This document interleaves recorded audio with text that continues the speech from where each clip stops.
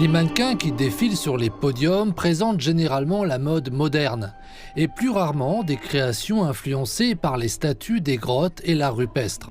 Ces costumes innovants ont été inspirés par la restauration des fresques dans les grottes des falaises de la ville chinoise de Dunhuang.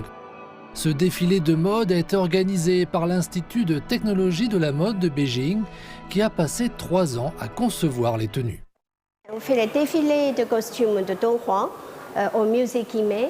Et je pense que c'est un très beau cadeau pour fêter les 60e années de l'anniversaire pour la relation entre la Chine et la France. La directrice du musée, Yannick Lins, a déclaré qu'il était important de présenter la mode contemporaine dans un lieu qui célèbre l'art du passé. Elle a ajouté que son musée était au cœur des liens culturels bilatéraux.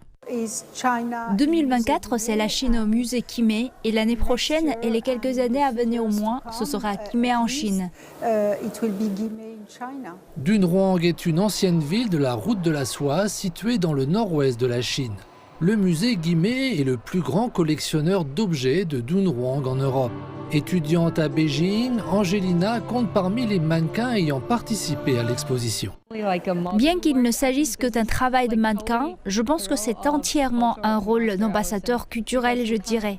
En effet, nous amenons l'art rupestre 2D en 3D et présentons d'autres arts à plus de gens et surtout à un public international.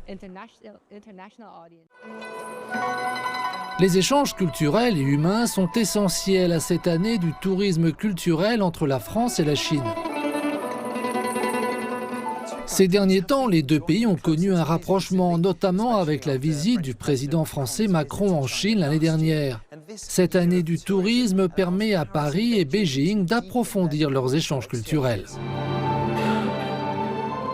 La France et la Chine ont des points de rapprochement, comme sur la neutralité carbone et la protection de la biodiversité. Il y a aussi des points de tension, comme pour toutes les grandes puissances.